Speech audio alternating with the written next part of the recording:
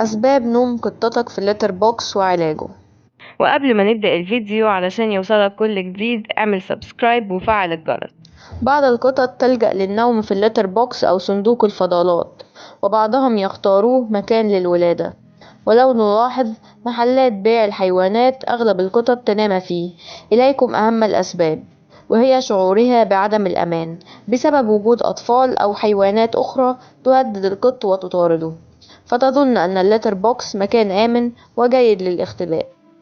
أن يكون اللتر بوكس من النوع المغلق فتظنه مكان مخصص للنوم. تغيير مكان اللتر بوكس أو نوعية الرمل.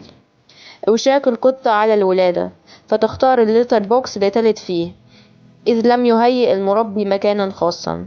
شعور القط بالبرد.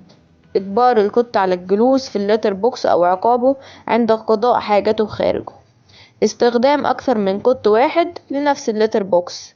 المشاكل الصحية مثل اضطراب البول، حيث لا يستطيع القط الوصول إلى الرمل في الوقت المناسب أو يحتاج إلى التبول باستمرار فيقرر النوم في اللتر بوكس.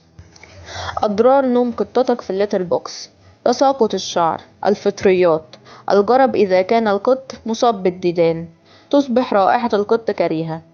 كيف تمنع قطتك من النوم في اللتر بوكس؟ لتمنع قطتك من النوم في اللتر بوكس قم بالخطوات التالية: تجهيز مكان خاص وهادئ للقط للنوم فيه بعيدا عن الحيوانات الأخرى أو الأطفال. توفير لتر بوكس خاص لكل قط.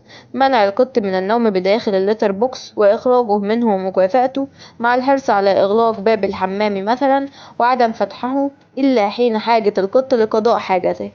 مكافأة القط بعد إخراجه من اللتر بوكس. مراجعة الطبيب البيطري إذا كان القط يعاني من مشكلة صحية. لو عجبك الفيديو اعمل لايك وكومنت وشير لحد يهمه الأمر.